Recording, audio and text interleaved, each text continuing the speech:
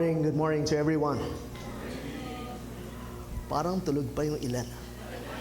Good morning.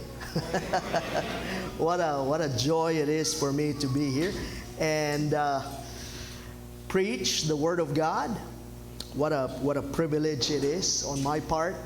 Salamat Pastor Raul for sharing your pulpit with me and being able to minister to your people. And I also praise God for this milestone, no? Since this is a new place, right? Make sure you take pictures. This is a momentous occasion, you know? We're in a new place. I think this is your third meeting already. So praise God for that. I was given the task of giving an overview of the book of Genesis. There you go. So I'll be preaching through the book of Genesis. So we'll be finished in about 5 days. So hold on to your horses. Yeah. We have a passage of scripture for this morning that would serve as a springboard for our study. I want you to open your Bibles to Genesis chapter 1, verses 26 to 31. This won't be flashed on the screen. I hope you have your Bibles with you. Kung wala, gawaan po tayo. Genesis chapter 1, verses 26 to 31. Allow me to read this in the ESV. Then God said, "Let us make man in our image, after our likeness, and let them have dominion over the fish of the sea, and over the birds of the heavens, over the livestock, and over all the earth, and over every creeping thing that creeps on the earth." So God created man in His own image. In the image of God, He created him. Male and female, He created them. And God blessed them. And God said to them, "Be fruitful and multiply and fill the earth and subdue it and have dominion over the fish of the sea and over the birds of the heavens and over every living thing that moves on the earth." And God said, "Behold, I have given you every plant yielding seed that is on the face of all the earth, and every tree with its seed in its fruit. You shall have them for food. And to every beast of the earth, and to every bird of the heavens, and to everything that creeps on the earth, everything that has breath of life, I have given every green plant for food." And it was so. Verse 31, "And God saw everything that He had made, and behold, it was very good. There was evening, and there was morning, the sixth day." Manandalian tayong manalangin. Almighty God, creator of heaven and earth, we gather before you with grateful hearts, acknowledging that all things begin with you. As we open your word today to behold the book of Genesis, the foundation of all scripture, we ask for your blessing upon this sacred moment. Bless your people, O God. Quiet our hearts. Fix our eyes on you. Awaken in us a deep hunger and thirst for your truth. Not mere information, but revelation that transforms.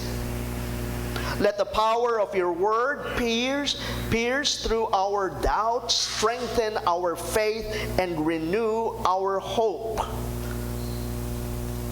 May your Spirit empower the preaching. Open our ears to hear and shape our hearts to obey. Teach us to walk in your will and trust in your promises, just as you were faithful to the patriarchs of old. We pray all of this in the name of Jesus Christ, through whom all things hold together. Amen. Amen. Imagine that I would gift you with a book. Kunwari lang. Perhaps a novel, And after a few days, I would confront you and I would ask you, oh, kamusta na? How was the book? Oh, you would answer, there's this particular paragraph, in the middle of the book which really touched me. And I would reply, oh, talaga? Wow. But how was the book all in all? Well, I wasn't able to read through the book. I only picked that paragraph. And I mulled over it. I reflected on it. You might find that nonsensical, would you? Kind of weird. That someone would start reading a book in the middle of it. Strange, we might say. Huh? How come that's the way we read our Bibles? We open the Bible, we point to a text, and kind of reflect on it. Perhaps bring it close to our hearts, to our chest, diba? And mull over it. That's the way we read the Bible. But we have to understand that the Bible is not simply a collection of stories. The Bible is one story. Are you with me? And just like any other book, for us to fully understand the storyline, we have to first read the very start of it and go with the flow and end with the end. No-brainer, isn't it? That's the way to read the book. Don't lose your brains, don't lose your intellect when we read the Bible. Genesis is not only the first book of the Bible. It is the foundation of the Bible. It introduces to us who God is. It introduces to us who we are. And to the overarching plan of redemption. It is the theological and historical framework for everything that follows. Tulad ng anumang aklat, we begin with the background of the book. I would want us to look at, if you could help me prime this PowerPoint, and kind of press it. There you go. Somehow it's not working.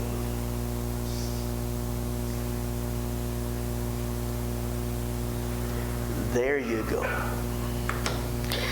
The author of the book. Simulan natin sa kung sino ang nagsulat.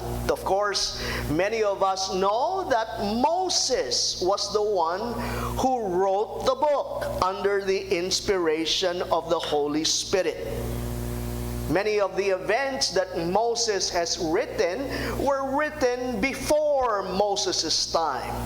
But through the inspiration of the Holy Spirit, God revealed to him to record for the sake of His covenant people these events. Jesus Himself affirms, that's an important part. Jesus affirms the Mosaic authorship. The reason why I say that is that for some people, it becomes an issue. Kung magbabasa man tayo ng ilang mga aklat at babasahin natin yung background ng aklat, sasabihin sa inyo ay, Genesis was written by this, by that, in such a period of time. But Jesus Himself attests to the fact that it was Moses Moses, the prophet of God, the official spokesperson of God, who spoke and who wrote these words. Are you with me? Minsan, when we talk about authorship, we kind of respond with a yawn. Ano? So what? Napakahalaga na malaman natin na ang nagsusulat ay opisyal na spokesperson ng ating Panginoon. For instance, if I were to write to you a book or a letter, perhaps you may treasure that kung magkaibigan tayo, but afterwards you would perhaps keep that, or throw it away. Hindi ba?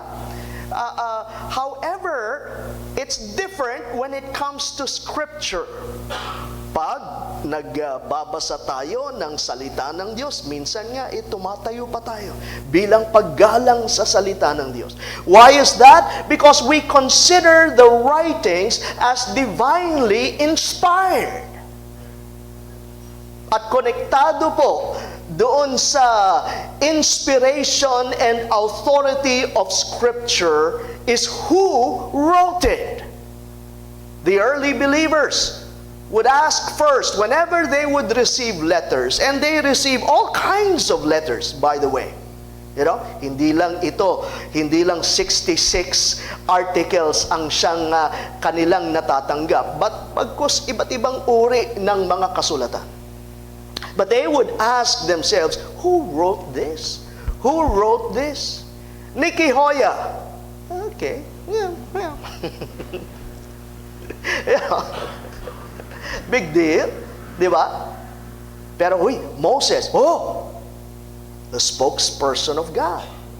And this is the reason why we study that. While the book of Genesis does not explicitly name its author, the other 4 books of the Pentateuch consistently affirm that Moses was the one who wrote these foundational books. We tested this. It doesn't work. I wonder why. There you go. Acts chapter 7, verse 22. Pansinin natin ang sinasabi tungkol kay Moses. According to that passage, he was educated in all the wisdom of the Egyptian. Pansinin natin, the Israelites during this time were all slaves, weren't they? They didn't have time to educate themselves. They were not educated people while they were slaves in Egypt. Perhaps they would have stories here and there transferred orally by their parents. But for the most part, ang kanilang education na siyang natatanggap ay galing sa mga Egyptians. Hindi ho ba? But Moses was different. He was educated, and therefore he had the skill, the talent to write. Talagang hinanda siya ng ating Panginoon, to be that writer of such a foundational book. How about this? Let's turn to the date. Could you help me out here? The date. Mosaic authorship of Genesis places the writing during his lifetime. Underscore this, it was almost certainly penned in the final 40 years during the wilderness wanderings. Wala na bang ibang panahon kung saan po pwedeng isulat ang Genesis ni Moses? Kung hindi, yung kanilang paglalakbay sa ilang. And this lasted for about 40 approximately. Let's put it at around 38 years to be exact. At habang sila ay naglalakbay, he would write down the book of Genesis and other books. In fact, Moses wrote 5 books, what we would call as the Torah or the Pentateuch. So that's important. And also, it's important for us to understand another issue, and that would be the authorship. The audience of the book. Okay, turn your Bible. Turn.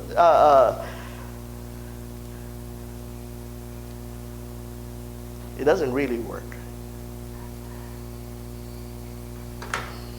Anyway, the original audience, the first recipients of Genesis were the Israelites. Okay? A nation recently delivered from slavery in Egypt. So yun ang original audience. No, it wasn't written to us. It wasn't written to 21st century Christians. No. Although we can draw out inspiration, we can draw out practical lessons from it, pero unang-una, we have to be conscious of the fact that Moses, when he wrote this, he wrote it with an audience in mind. At ito yung mga Israelites, who were walking through the wilderness. These Israelites, understand this, these Israelites, while they were in the wilderness and they left Egypt, were not only lacking a homeland, they were also lacking a strong understanding of who they were. Hindi nila kilala ang kanilang sarili. Maging ang Diyos na siyang tumawag sa kanila, hindi nila kilala. They had baggages. They had baggages from their Egyptian education. For instance, in Exodus chapter 12, verse 38, notice what it says. Can we read that all together? Basahin natin ng malakas. A mixed multitude also went up with them, and very much livestock, both flocks and herds. Pansinin niyo yun, yung unang statement. Sino ang kasama ng mga Israelites? Not only were there Israelites, but there was a mixed multitudes, various ethnicities, composed these people who left Egypt. And they were about to walk towards the promised land. Yung lupa na ipinangako kay Abraham. And so, hindi nila kilala kung sino ang Diyos. Maaring ang mga kilala nila si Ra, si Anum, si iba't ibang mga Diyos-Diyosan ng mga Egyptians. Yun ang mga kilala nila. They didn't know about their origin. They didn't know about the creator of the world. Imagine a people whose primary understanding of the divine had been shaped by centuries of exposure to Egyptian culture and religion. Ilang taon sila na nasa Ehipto? 430 years. Mas matagal pa sa atin nung tayo na-conquer ng mga Espanyol, hindi ba? Their worldview had been saturated with myths, gods, and rituals of a pagan empire. They had little clarity about who God really was, what He had promised, and what it meant to be His chosen people. Notice this. Into this spiritual vacuum, Genesis was given, revealing not only the true creator of all things, but also the God who had sovereignly called their ancestors, made a covenant with them, and was now fulfilling His promises. Now, it's also important for us to understand the purposes of Genesis. The purposes why the book was written. And there are at least three purposes that are given. Genesis was written with several key theological and pastoral purposes. Unang layunin, it is to educate the Israelites about their beginnings. Nasabi ko nga, wala silang kamuwang-muwang tungkol sa kanilang sarili. Genesis unfolds the majestic origins of everything we know, the universe, the earth, and mankind. It reveals how God, in sovereign wisdom and power, brought all things into being with simply the power of His Word.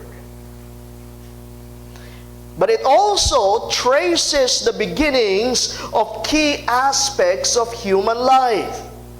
The institution of marriage, the entrance of sin, the necessity of judgment, and the astonishing presence of grace. Lahat ng ito ay idinidiin dito sa Genesis. Can you sense how foundational Genesis for the rest of the story is? Genesis gives us the first record of nations forming, languages spreading, and most importantly, the origin of God's covenant people through Abraham, the family through whom He would bless all nations of the earth. Now think about this. Don't we need this too? In a world confused about identity, in a world confused about purpose, morality, and destiny, we desperately need to return to our beginnings. We desperately need to return to the foundational truths that define reality. Many people today are not living according to reality. Just like the Israelites in the wilderness, we live in a culture full of competing stories. Ang ating mga kabataan nalulun na sa iba't ibang mga katuruan mula sa kanilang paaralan. And let's not assume that the education that they receive are biblical. Not necessarily. And we are in competition with them. Genesis helps us see clearly who God is, who we are, and why this world is broken, and how God is at work to redeem it. We need Genesis not only to understand the past, but also to rightly navigate the present and hope for the future. Secondly, it is also to reveal the nature of God and establish His authority. Genesis introduces to us who Yahweh is. He is not a local or tribal deity. Sa mga Ehipto, sa mga Egyptians, meron silang Diyos ng araw, Diyos ng river, the river Nile, which gives them life. May Diyos sila ng kamatayan, Diyos ng lugar na ito, Diyos ng lugar na iyan. And mind you, itong mga Diyos-Diyosa na ito ay makapangyarihan sa kanilang mga teritoryo lamang. That's who their gods were. From the very first verse, it declares that God existed before time and matter. Yan ang ating tunay na Diyos. And that He alone brought the universe into existence by His Word. He is not part of creation, no. He is not covered by time or space. He stands above it, rules over it, and sustains it. Amen? Kaya nga sa simula pa lang sabi, in the beginning, nangangahulugan, before the beginning actually began. Tama ba yun? God was there. He is above time. He does not have any past. Sige nga, arukin niyo yun. He does not have any future. He is the ever-present God. Kaya ang pangalan niya ay I am Yahweh. Genesis reveals that this God is not one among many, but the absolute Lord of creation, history, and nations. He is not a distant God. He is intimately involved with His creation, forming humanity in His image and establishing a covenant relationship with a specific people, the nation of Israel, His chosen nation through whom He would bring salvation to the world. After generations in a pagan environment, the Israelites needed a radical reorientation, a complete redefinition of who God is. Genesis provides that correction. It dismantles pagan myths, idolatrous beliefs, placing them within divine truth. It proclaims to us that there is only one God. Hear, O Israel, the Lord your God, the Lord is one. It proclaims that there is one God, not many. And He created all things purposefully and orderly, not through chaos or conflicts. And that human beings have dignity and value, not because of their status, not because of their merits, but because they bear the image of their Creator. Genesis introduces the Israelites and us to the one true God, establishing the foundation for their worship, identity, and obedience as His covenant people.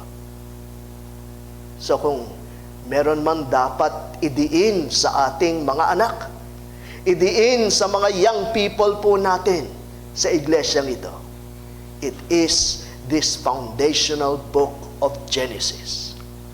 Pangatlo, makikita natin, another purpose, a very important one in fact, layunin ni Moses sa kanyang pagsusulat.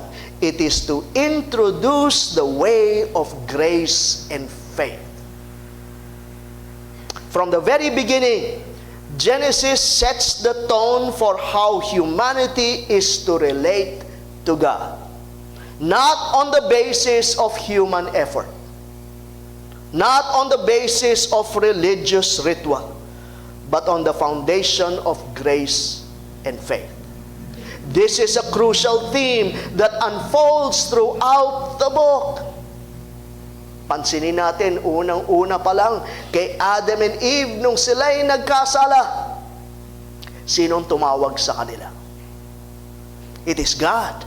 It was God who sought them out, not the other way around. Ang tao, nagtatago. At hanggang ngayon, nagtatago pa rin sa Diyos. Though they tried to cover their shame with fig leaves, hindi ba? Nagtago sila sa mga dahon-dahon.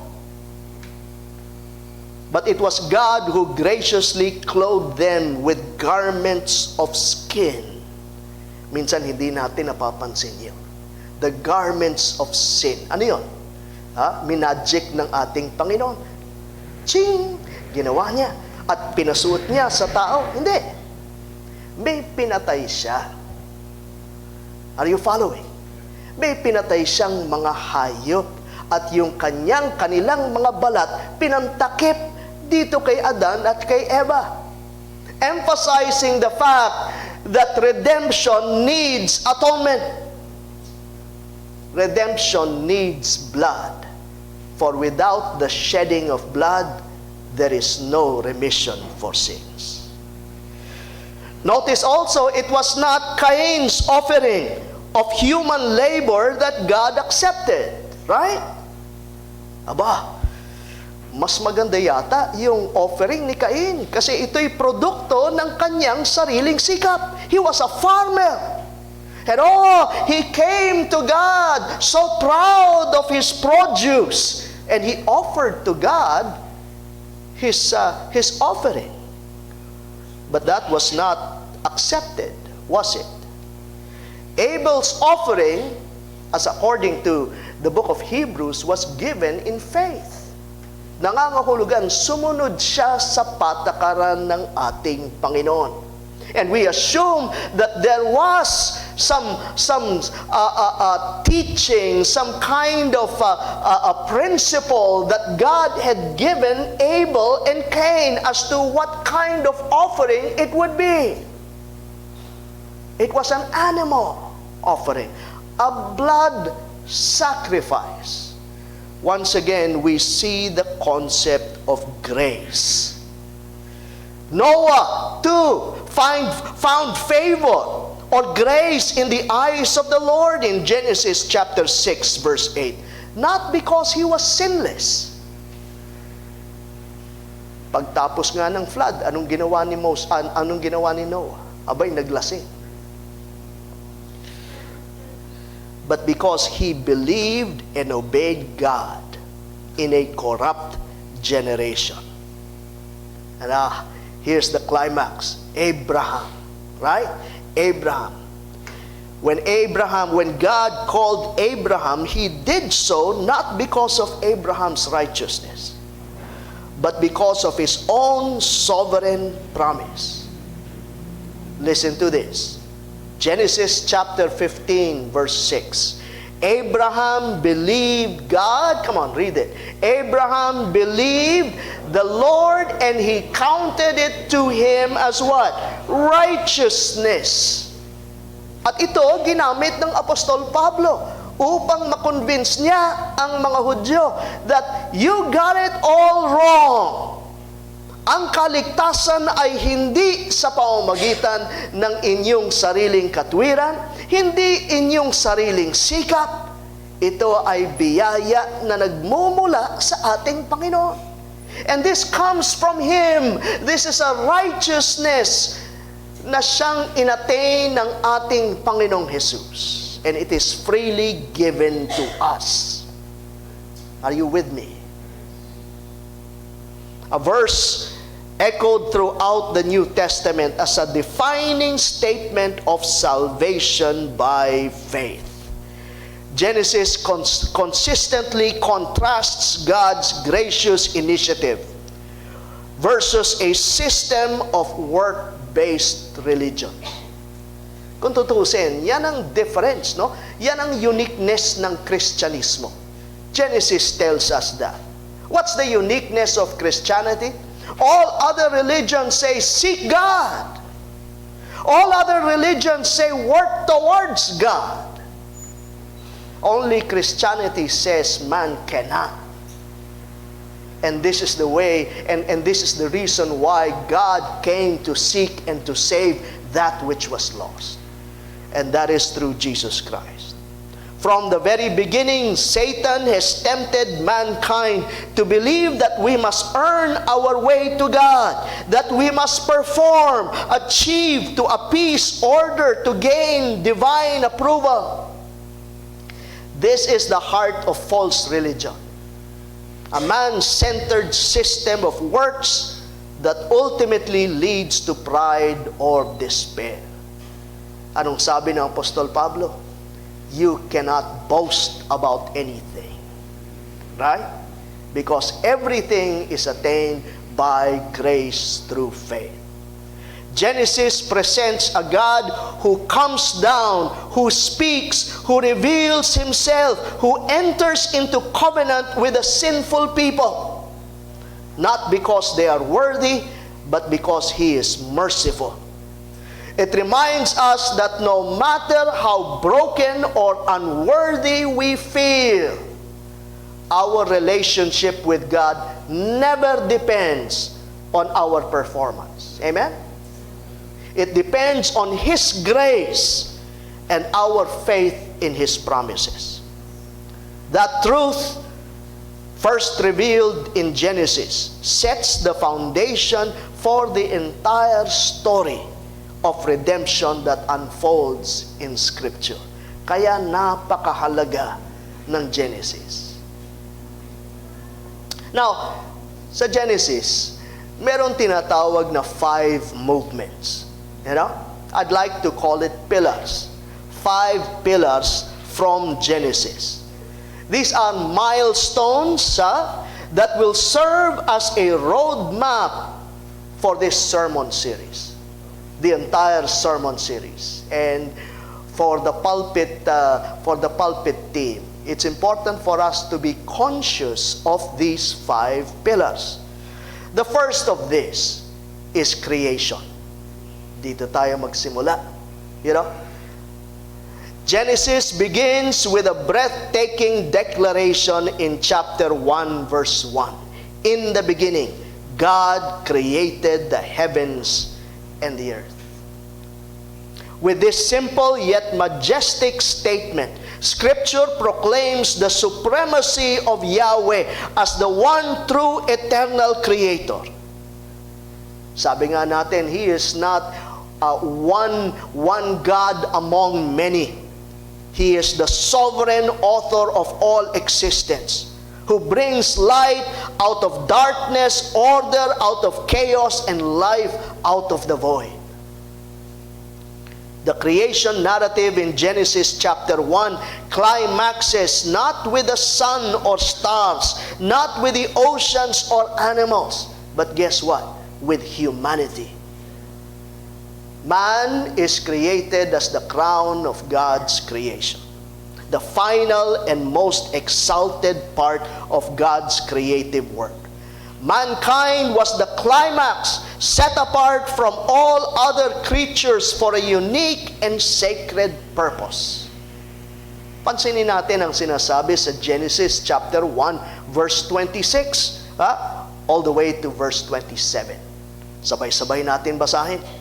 Then God said, "Let us make man in our image, after our likeness, and let them have dominion over the fish of the sea, and over the birds of the heavens, and over the livestock, and over all the earth, and over every creeping things that creeps on the earth." So God created man in His own image. In the image of God, He created him, male and female, He created them. To be made in the image of God means that human beings were created to reflect the character of God, particularly the righteous rulership of God. Siya ay nilikha upang maging hari dito sa mundong ito. To have dominion, to manifest His righteous rulership on earth. They were called not to be tyrants, not to be domineering, but to be stewards, ruling under God's kingship and extending His reign over all creation. This divine calling is structured within what is commonly called as the Adamic Covenant. Oh, I know, wala namang nakasulat na covenant dito sa mga passages na ito. But this is the first covenantal arrangement between God and humanity. The components of a covenant are clearly present. A relational framework established by God that includes privileges, responsibilities, parameters, and warnings. In fact, ito ang pagkaunawa ng mga Hudyo. They understood this to be a covenant.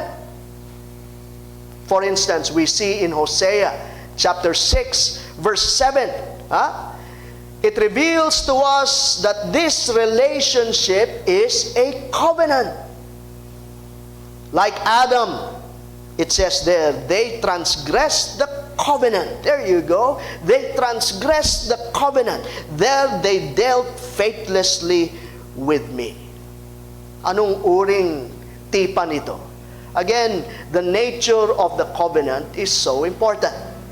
What kind of a covenant is this? Ang tawag natin dito ay conditional. Sabihin niyo sa inyong katabi, conditional. May condition. The blessings of life, provision, and communion with God were contingent on man's obedience to the stipulations God has given. The covenant required faithfulness. Tama po ba? Nakikita ba ho natin yan?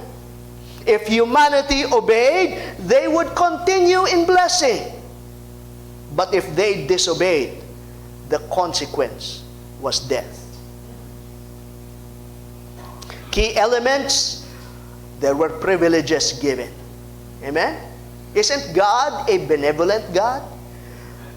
To have created man in such a position, in such a dignified status, di ba? Napakabait ng Diyos. He has given him responsibility. This is a sacred calling. Subdue the earth. Sabi ron, subdue the earth. Rule over the fish of the sea, the birds of the air, and every creeping things, even all the creeps. They are to have dominion over them. But notice, there's a parameter which tells us that God is still sovereign. Bagamat tayo ay binigyan ng responsibilidad to rule over this earth, yet it is rulership underneath the supreme rulership of God. Man is not sovereign. And so God set the parameters. In Genesis chapter 2, verse 17, but of the tree of the knowledge of good and evil, you shall not eat of it. Right? And there's a warning. For in the day you eat of it, you will surely die. It was not mere suggestion. It was a covenantal sanction. The wages of rebellion would be death. And this death, we must understand, at maaaring mamayang hapon, may mga katanungan kayo. And that's fine. I'd like to entertain the questions so that I can throw it back to Kuya Raul. To Pastor Raul. Death is not cessation of life. Some people would like to believe that pagpatay, tapos na. Di ba? Kapag may namamatay, nagpapahinga na siya. Tapos na ang kanyang paghihirap. Okay. Huwag niyo naman kokontrahin yun. Pero at the back of our minds, is that true? It's not. Because life goes on. Are you following? In another dimension. So the death being talked about here is not cessation of life. It is first and foremost a spiritual separation from God. Our relationship with Him has been severed. That's what death means. And there is physical death also. And if one continues on being separated from God and dies physically, there is also eternal separation from God. Yun ang ultimate na parusa, dala ng ating pagkakasala sa Diyos. So far, so good? That's the first pillar. Ang pangalawang pillar, ang pagkahulog ng tao sa kasalanan. The catastrophe of sin. Genesis chapter 3. It didn't take a long time bago nangyari ito. Genesis chapter 3 recounts for us the most tragic moment in history of humanity. A catastrophe from which every other sorrow, war, injustice, and death has descended. Lahat ng mga masasaklap na mga bagay ay nag-uugat dito sa ating rebellion against God. Tempted by the serpent, who is later revealed to be Satan, Adam and Eve chose, as a matter of will, to disobey God. From eating the one tree He forbade. Di mo? Pwedeng kainin ang kahit anong bunga. Wag lang ito. Ay, anong ginagawa nila at umaali-aligid pa doon? Di ba? Parang ganito. May nakita tayong batas dyan. Huwag sisilip sa butas. Anong gagawin ng tao? Tao nga naman. This was no mere mistake. This was cosmic treason. A deliberate revolt against the Creator's authority. Sabi sa Genesis chapter 3 verses 4 to 5, but the serpent said to the woman, ano sabi? You will not surely die. Kasinungalingan, hindi ba? Hanggang ngayon, hindi nagbabago ang kalikasan ng kaaway. Sinungaling pa rin hanggang ngayon. God knows that when you eat of it, your eyes will be open and you will be like God. Not true. Not true. Ayon sa ating Panginoong Hesus, sa John chapter 8, sabi sa mga religious leaders, katulad nyo rin ang inyong ama na sinungaling sa simula't simula pa lang. Sin shattered the harmony of creation and unleashed a cascade of ruin across every dimension of human life. Spiritual death, they died. It was instantaneous. Adam and Eve are immediately alienated from their Creator. Mga kapatid, kung gusto niyong basahin itong katotohanan na ito, pagbulay-bulayan ng Ephesians chapter 2 at mapapansin natin doon yung ating pagkamatay bilang mga tao. We are dead spiritually. We're still alive physically, but we're dead. We're separated from God. Further, physical death enters the world, confirming God's warning that you will surely die. Sin disfigures everything. The fall explains everything that is broken in the world today. But even in judgment, listen to this, there is mercy. Amen? Amen? All seems lost. The world is cursed. The gate to Eden is closed. Is there hope? Can fellowship with God be restored? Yes, but not from man. The answer does not lie with man. If there is any hope at all, it must come from God Himself. Kaya nga, biyaya. God initiated all these things. He wants them to know His grace. And so what does He do? He covers their shame with garments of skin. Sabi ko nga, may pinatay. And isn't this a foreshadow of what the Messiah would do later on? Kailangan may mamatay. I love how Jesus Christ puts it.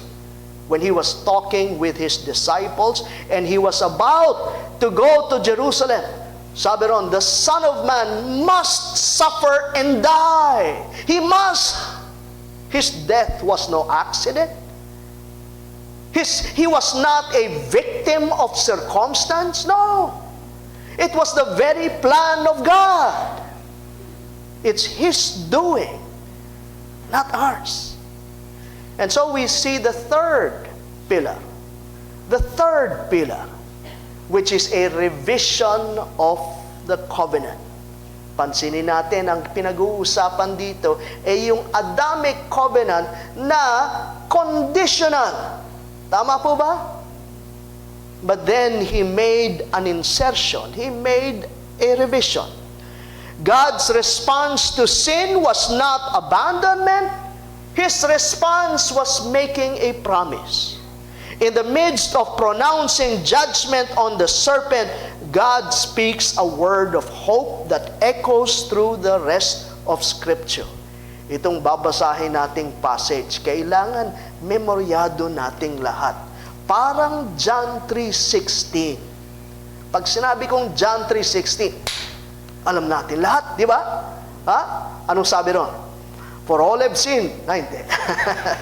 Tinetest ko lang kayo. Ayan. For God so loved. I mean, automatic, right? But this should be automatic for us as well. Why is that? Because everything is hinged on this passage of Scripture. Genesis chapter 3, verse 15. Sabi po ron, I will put enmity between you and the woman, and between your offspring and her offspring. He shall bruise your head, and you shall bruise his heel. Ang tawag po rito, ito ang kauna-unahang gospel message. Ang kauna-unahang mabuting balita. Sabi nga ng mga scholars, ang tawag po nila, proto-euangelion. The first gospel. It is the earliest announcement of God's redemptive plan. A divine pledge that the serpent's triumph is not the final word. Tingnan natin, ano yung nilalaman nitong pangako na to? First, he says, enmity will be placed between the serpent and the woman, between Satan and humanity. In other words, evil will not go unchallenged. Tuloy-tuloy. There will be this war going on between the forces of good and the forces of evil. You know? And then from the woman, notice this, will come a seed. Binhi. In other words, a descendant. An offspring. Tao. Kasi si Eva, tao. Tama ba? I mean, that's obvious. Nangangahulugan. Bagamat many of us know who this person is being referred to. Sang tabi muna natin yan. Isipin natin, kauna-unahang time na ating natanggap itong pangakong ito. Ano makikita natin dito? May taong darating. At ano yung kasarian nitong tao na to? What gender is this person? Sabi ron, He will bruise the serpent's head or will crush the serpent's head. He. May lalaki. Pangalawang katotohanan na ating mapapansin. May darating. Itong darating na ito, tao. At itong tao na to, lalaki. And he will ultimately crush the serpent's head, although he himself will be wounded in the process. Tutuklawin siya nitong makamandag na ahas. So what do we get from that? Kung makamandag ang ahas, may konsepto ng kamatayan. Right? Subalit sa kanyang kamatayan, gagapiin niya ang gawa ng dyablo. Amen? That much we know. And the drama unfolds throughout the Old Testament. Ang tanong po natin, paano kaya tutuparin ng Diyos ito? That's the drama of it all. And the whole storyline is hinged on this promise. The Adamic covenant, though broken, is not utterly destroyed. It is revised, now oriented towards a future Redeemer. Kung nung una, conditional, ngayon itong tipan na ito, unconditional. Anong ibig sabihin nun? Nakasalalay sa katapatan ng Diyos na siyang nangako. He gave a promise. Ang tanong, tutuparin ba niya? Will God fulfill this promise? He is faithful, isn't He? The covenant of life becomes a covenant of redemption. The thread of redemption begins. From this point or forward, the storyline of Genesis and of the Bible is shaped by the coming promised seed. Kaya inaasahan ng mga tao, sa simula't simula pa lang, inaasahan na ng mga tao na may Mesiyas na darating. At kailangan nilang malaman, itong Mesiyas na to, dapat mamatay. Genesis 3 could have ended with judgment alone. But instead, God ends with a word of grace, a plan that would one day bring humanity back to Himself. Where Adam failed, Christ, the second Adam, will prevail. Hindi sinunod ng unang Adan ang utos ng Panginoon. Si Kristo, sinunod niya lahat ng utos ng Diyos. To the dot, sobra-sobra pa. Where death entered, life will come through the one who is bruised for our transgression. People, we still live by this promise. Amen? This ancient promise remains the foundation of our hope. We do not rely on performance, but on God's faithfulness to redeem. Though we, like Adam, have sinned and fallen short, the gospel reminds us that God pursues, God promises, and God provides a Redeemer. Fourthly, the fourth pillar. Gising pa ba tayo? Konti na lang. Ayan. May tanghalian naman tayo. Let's talk about the flood. At gumawa na naman ng panibagong tipan ang Diyos, di ba?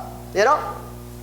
As the generations unfold after the fall, listen to this, sin multiplies.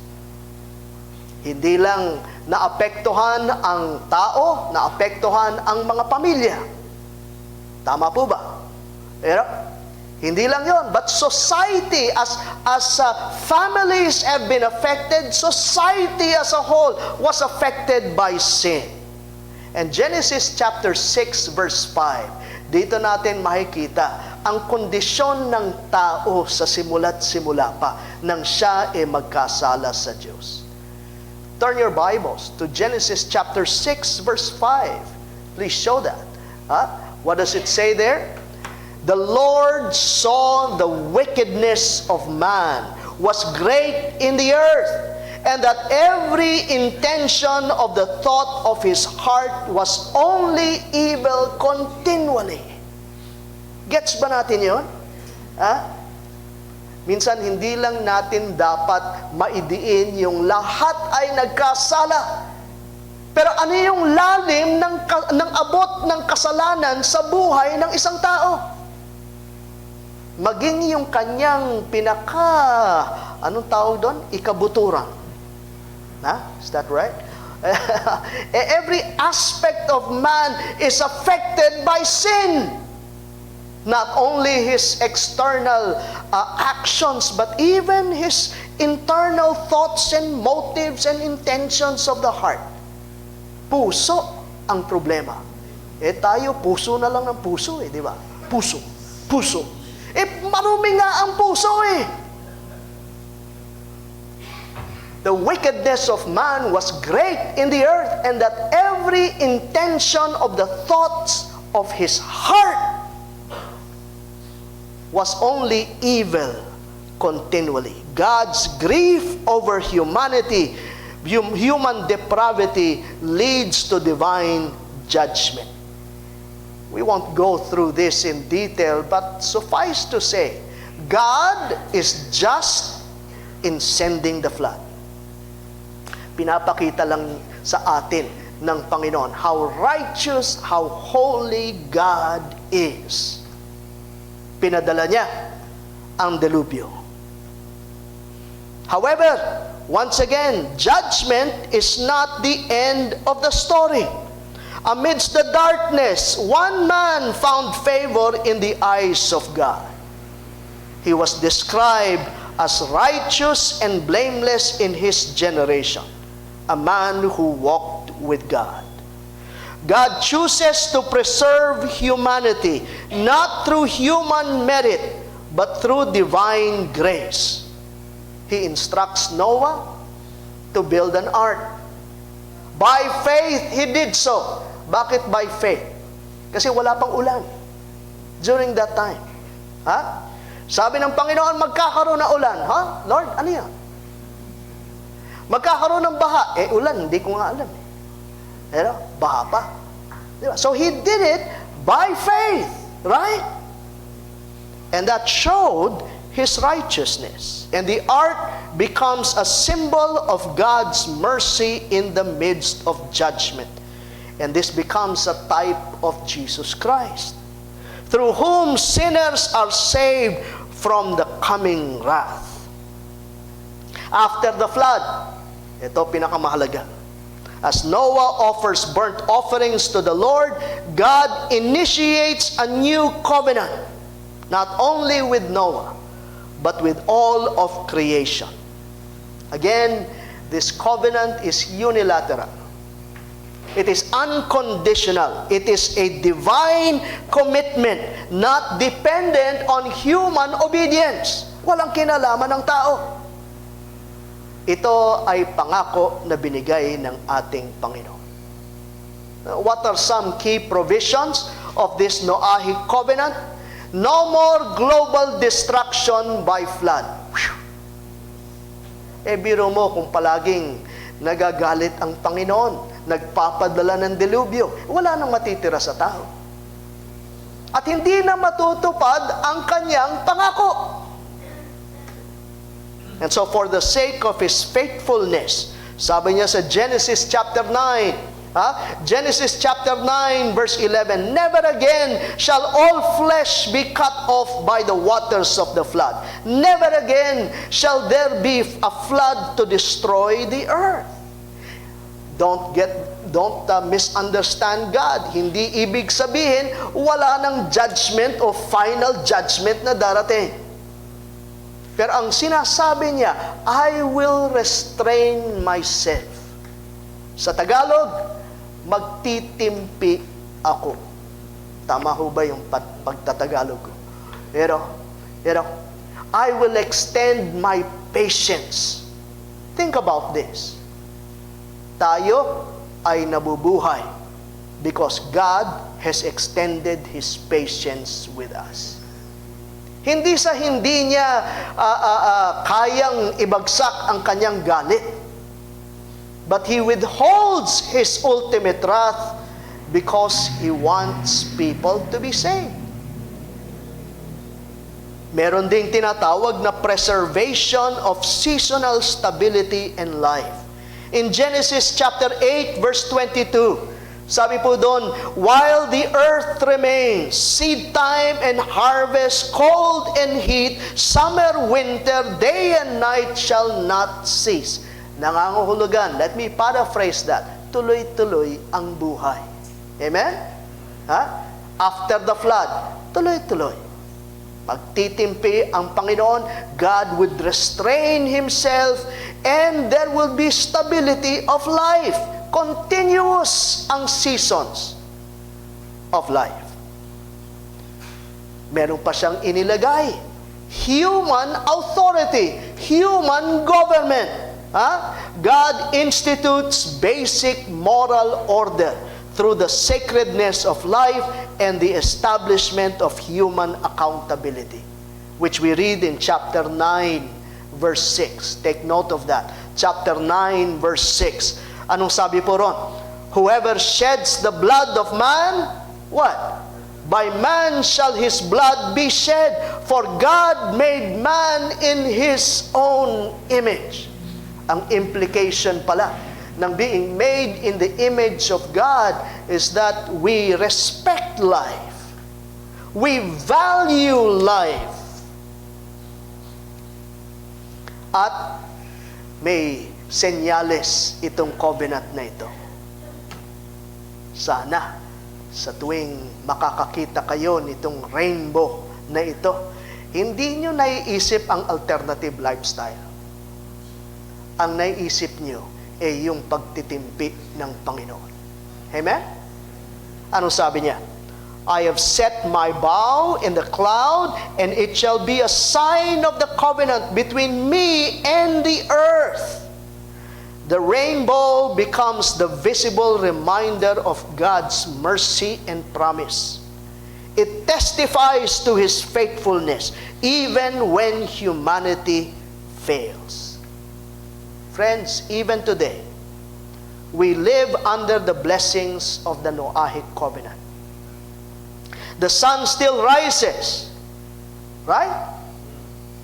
Seasons continue. Life goes on. These are not ordinary things. They are daily reminders of a God who keeps His promises. And just as Noah was saved by grace through faith, we too are called to enter into salvation, not through our own works, but through the greater ark, that is Jesus Christ. The fifth milestone. Sana lang. At mamaya, question and answer. Sa hapon yun. Matapos tayong mag-lunch. This is what we would call as the Abrahamic covenant. With the calling of Abraham, God's redemptive plan takes a decisive and dramatic step forward. After the judgment of the flood and the preservation of humanity through Noah, the narrative now centers on one man and his descendants, through whom God will bring blessing to the world. God calls Abraham out of paganism and makes another covenant. Nagigets niyo ba yung pattern? God deals with humanity through covenants. And this is what? The third covenant. The Abrahamic covenant. Makikita ho natin yan sa Genesis chapter 12 verses 1 to 3. Go! God calls Abraham to leave his homeland and family. Go from your country and your kindred and your father's house to the land I will show you. So merong lupa na ipapakita at ibibigay kay Abraham. Verse 2, and I will make you a great nation, and I will bless you, and I will make your name great, so that you will be a blessing. Napapansin niyo ba yung I will?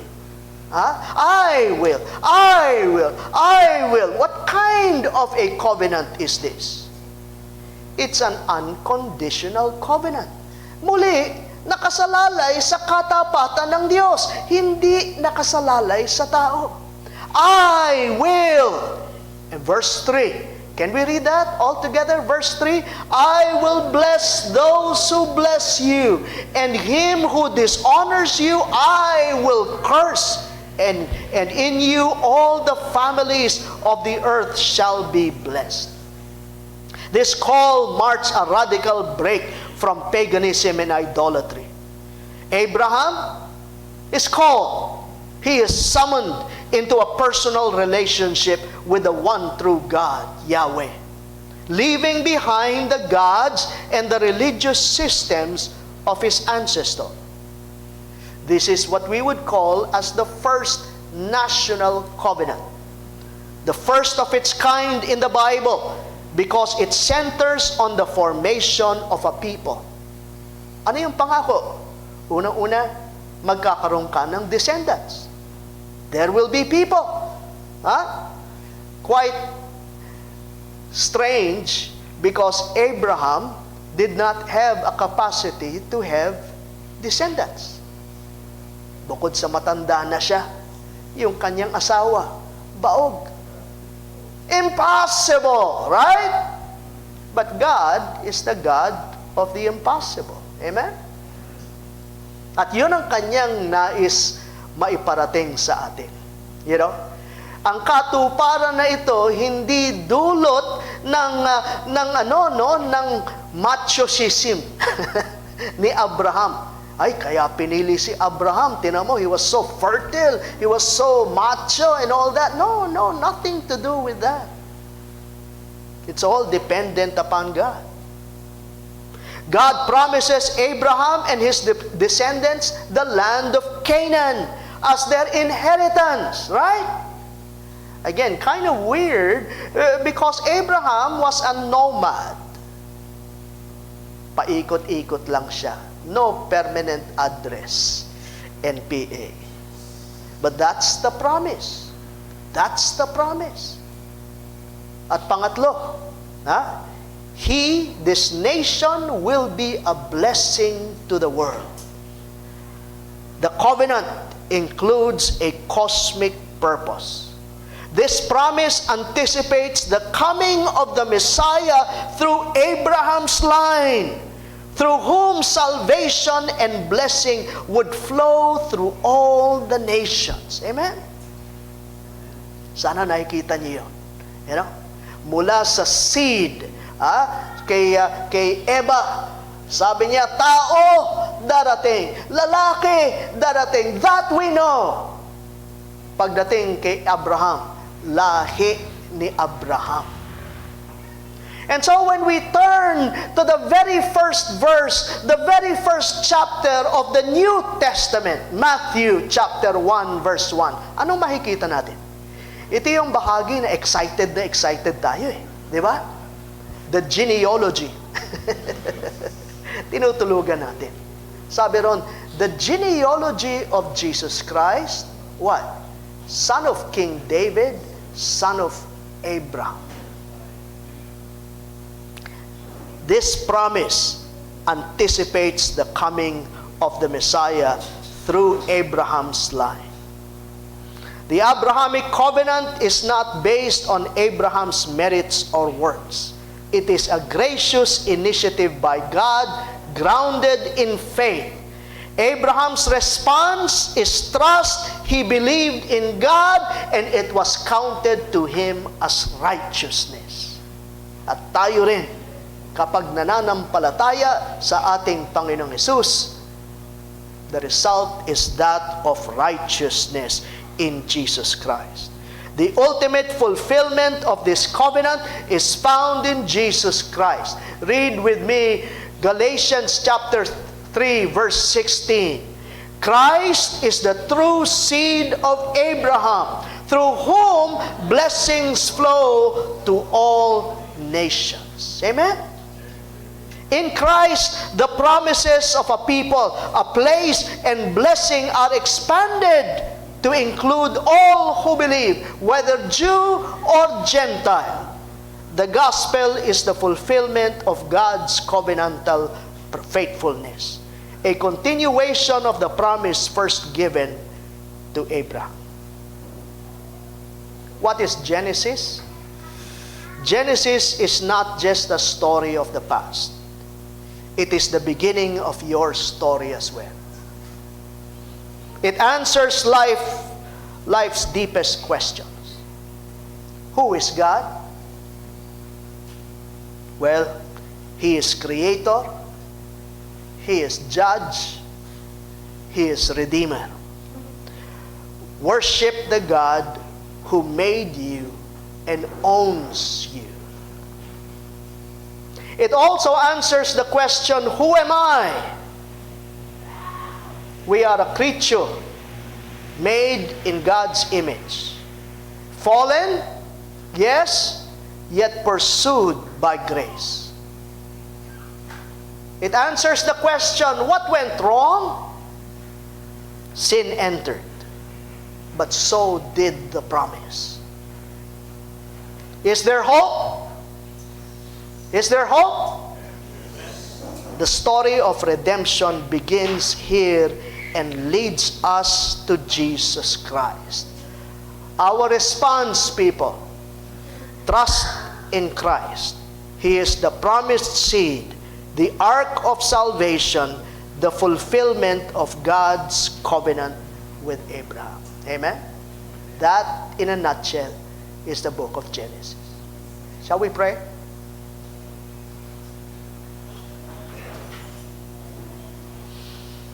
Kami po, O Diyos, ay lubusang nagpapasalamat sa kapangyarihan ng inyong salita. It is alive and active and sharper than any double-edged sword. We pray that we would not only have been informed, but renewed in the Spirit through your words. Kayo nga po, Panginoon, ang maglapat nitong mga katotohanan na ito sa aming mga puso at maghanda rin po sa amin, sa aming assignment na pag-aaral ng Book of Genesis. Lord, let your words come alive. We pray that it would more so transform us to be the kind of people that you want us to be. Make us more and more like your Son, Jesus Christ, in whose name we pray. Amen. Amen. God bless you. Let's all rise as we sing our song of response.